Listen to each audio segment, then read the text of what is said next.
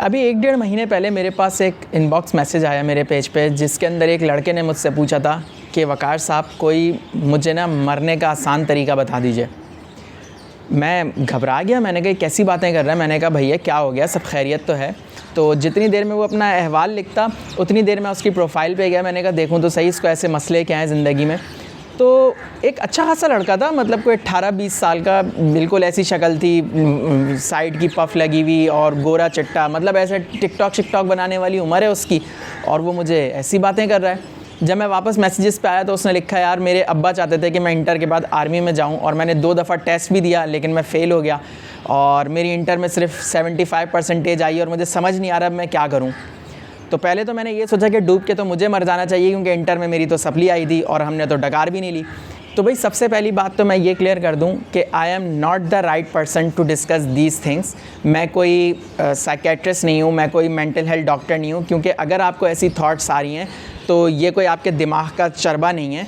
This is something really serious और you need to talk to someone.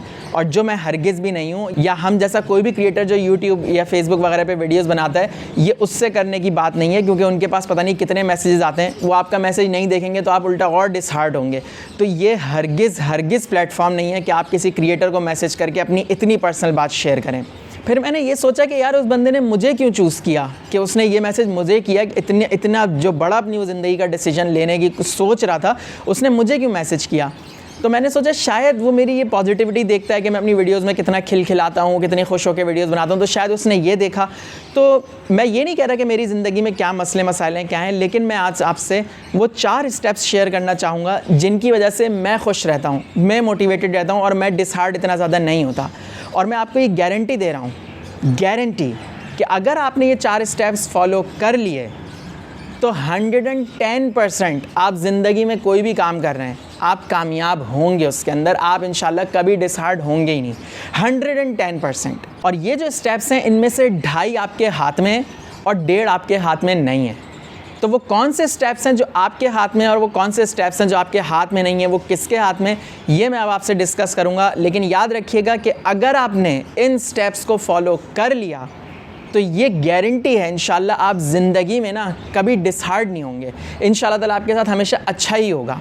अच्छा, मैं इसके अंदर ना बहुत ज़्यादा ओवर सिंप्लीफाई कर रहा हूँ चीज़ों को, जाहिर सी बात है हर टास्क के बहुत सारे स्टेप्स होते हैं तो वो इसी के अंदर एडजस्ट होंगे। मैं बहुत ओवर सिंप्लीफाई करके आपको ये 4 स्टेप्स में तोड़ के बता रहा हूँ, जिनमें पहला स्टेप है नियत करना। अगर आपको कोई भी काम अपनी ज़िंदगी में करना है ना, तो उसके लिए आपको फुली कमिटेड होने की नियत करनी पड़ेगी। अगर आप ये चाहते हैं कि आपकी अच्छी परसेंटेज आए, अगर आप ये चाहते हैं कि आपकी अच्छी जॉब लगे, अगर आप ये चाहते हैं कि आपका बिज़नेस बहुत कामयाब हो, तो सबसे पहली बात ये कि आपको फुली कमिटेड होने की नियत करनी पड़ेगी। आपको ये सोचना पड़ेगा यार अब मेरी सारी एनर्जीज़ इस काम के लिए, अब मैं अपना सारा वक्त इस काम को दूंगा, तो ही आप उस काम में आगे जा सकते हैं। अगर आप किसी भी काम को अपना सेकंड ऑप्शन रखेंगे ना, वो काम आपको अपना लास्ट ऑप्शन बना देगा। दूसरा स्टेप जो है ना, वो है उस काम के लिए अपना 110% देना।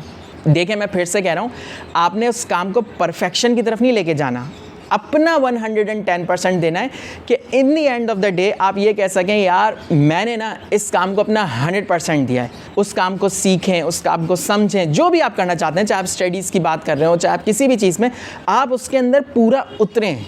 और इस स्टेप के मैंने आपको शुरू में कहा था कि आपने चीज़ों को परफेक्ट नहीं करना, आपने बस गिवन टाइम के अंदर, जो आपको टाइम मिला हुआ है उसके अंदर उस काम को 100% घुस के करना है।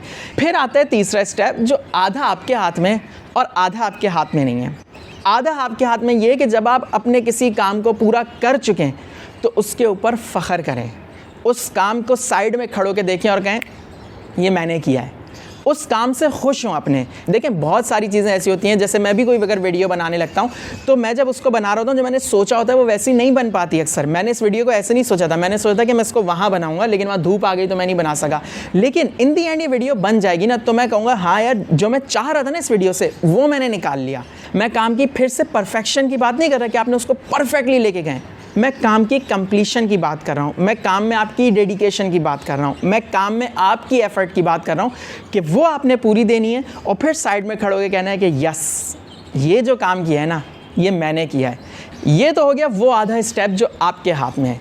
और आधा जो अब आपने करना है ना, वो है अल्लाह पे यकीन। आपने अल्लाह से यकीन रखना है ये 100% कि यार ये जो मैंने काम किया है ना, ये मैंने बहुत मेहनत से किया है और अल्लाह ने मेरी मेहनत देखी है, और अब जो है मैं अपना ये पूरा काम आखिरी मरहले के लिए अल्लाह के हाथ में देता हूँ।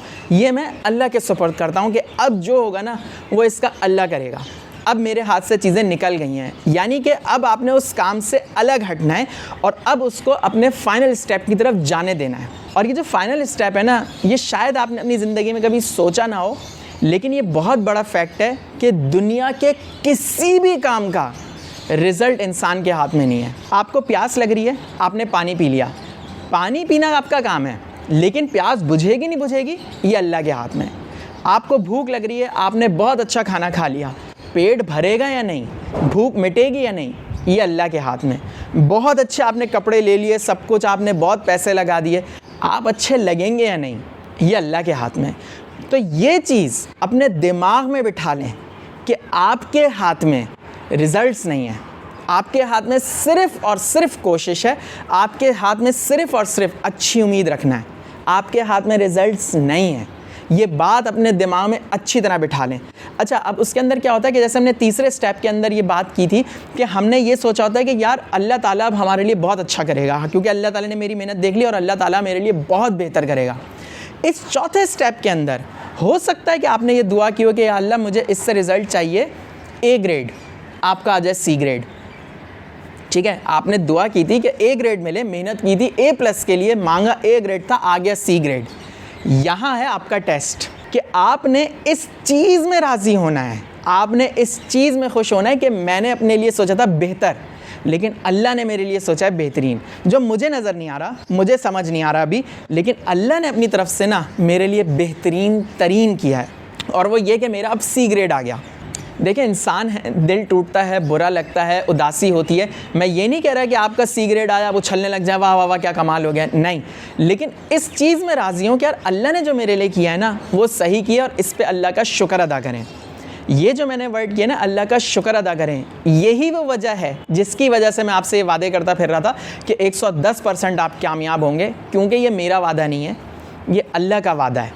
अल्लाह ताला ने एक बहुत ही खूबसूरत बात की है, और वो ये है कि लइन शकरतुम लअज़ीदन्नकुम, तुम मेरा शुक्र अदा करोगे मैं तुमको और नवाजूँगा।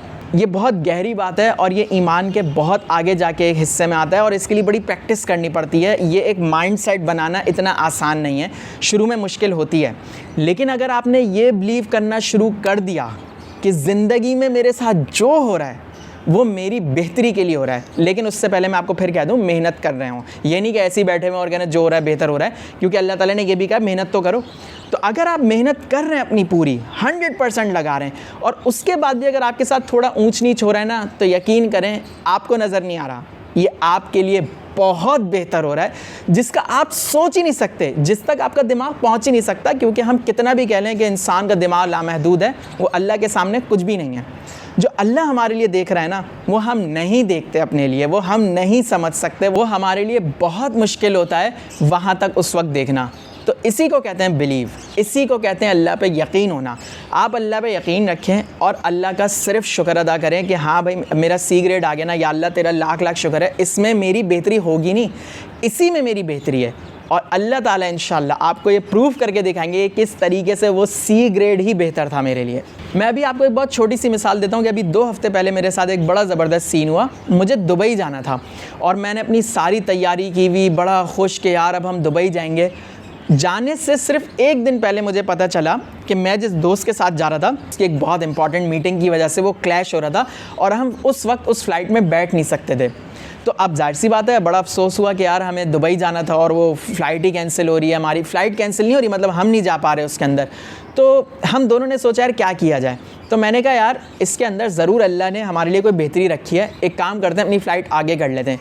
फ़्लाइट आगे करने के हम दोनों को 26 हज़ार रुपये ईच ऊपर देने पड़े। हमारा PCR वापस हुआ, हमारे टिकट्स के अंदर 18-19 हज़ार रुपये वापस बढ़ गए। मतलब एक दिल में अफसोस भी हो रहा था कि यार मुझे दुबई जाना था, वहाँ पे इतना मज़ा आना था, ये सब होना था और मेरी फ़्लाइट आगे हो गई। जिस टाइम पे मैं तकिए में लेटा हुआ ये सोच रहा था बातें, उस टाइम पे अगर मैं जहाज़ में होता तो मैं एयर होस्टेस को देख रहा होता कि 2 दरवाजे आगे 2 दरवाजे पीछे करके वो बता रही होती, लेकिन एक लम्हे के लिए भी ना हम लोगों ने नाशुक्री नहीं की। हमने कहा यार इसके अंदर ज़रूर हमारे लिए कोई बेहतरी है जो हमें नज़र नहीं आ रही। और मैं उस रात को सोया, सुबह में उठा एक फ़ोन कॉल से। मैंने फ़ोन उठाया तो एक जिन कंपनीज़ के लिए मैं काम करता हूँ उनमें से एक कंपनी का मुझे फ़ोन आया था। उन्होंने कहा यार कि एक छोटा सा काम है मैं आपसे करवाना है, लेकिन बड़ा अर्जेंट है, आप वो कर देंगे? मैंने सोते सोते में ही वो काम ले लिया और उस काम के मुझे मिले 35,000 रुपये। मतलब यानी कि मैं सुबह उठने से पहले मेरे जो पैसे लगे थे ना वो अल्लाह ताला ने मुझे ऐसे ही वापस कर दिया। कोई दिन के 11 साढ़े 11 बजे मुझे एक और फ़ोन आया कि यार एक बहुत अर्जेंट शूट है, हमारी एजेंसी ने मैं मिस करा दिया है, आप आ जाएं 2:30 बजे और वो शूट कर दें। मैं वहाँ 2:30 बजे शूट करने पहुँचा, आधे से 1 घंटे की वो शूट थी, उसके मुझे मिले 45,000 रुपये। उसके बाद शाम हुई, शाम में मुझे एक और फ़ोन आया कि यार एक बहुत छोटा सा काम है, ये 6 वीडियोज़ हैं, इनको ज़रा एडजस्ट करना, अगर आप कर दें तो बड़ा अच्छा हो जाएगा। वो मैंने एडजस्ट किया, मुझे उसके मिले 28,000 रुपये। अब आप ये सोचें कि जिस फ़्लाइट में मुझे होना था मैं नहीं बैठ सका और मैं 1 दिन और कराची में रह गया और उसकी जगह मुझे अल्लाह ताला ने 3 गुना पैसे ज़्यादा दे दिए। और अगर मैं कराची में नहीं होता वो मैं एक भी काम नहीं कर पाता। और वो एक दिन जो अल्लाह ताला ने मुझे दिया, जो मेरा बढ़ाया, उसके अंदर मेरे पैसे भी पूरे किए, बल्कि 3 गुना भी दिए। और यही बात 24 घंटे पहले समझना बहुत ज़्यादा मुश्किल था कि मेरे लिए ये बेहतरी है कि मेरी फ़्लाइट छुट रही है। और सिर्फ 24 घंटे बाद सिर्फ़ और सिर्फ थोड़ी देर हमने सब्र किया और अल्लाह का शुक्र अदा किया कि इसमें हमारी बेहतरी, और अल्लाह ने दिखा दिया कि ये इस तरह तुम्हारी बेहतरी है। तो मेरे वो भाई या जितने भी लोग बहुत मेहनत करते हैं लेकिन उसके बाद उनको रिज़ल्ट्स नहीं मिलते, शायद आपके ये वीडियो काम आए।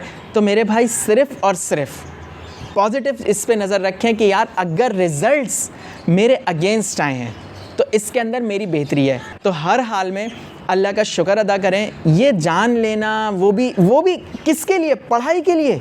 खुश रहें, अल्लाह का शुक्र अदा करते रहें। अगर आपको ये वीडियो अच्छी लगी है तो मेरी एक ये वीडियो है वाटर थ्योरी, ये आपको बहुत अच्छी लगेगी। उसको देखने से पहले मेरे चैनल को यहाँ सब्सक्राइब कर लीजिएगा। मैं इंशाल्लाह आपसे मिलता हूँ अगली वीडियो में जल्द। तब तक के लिए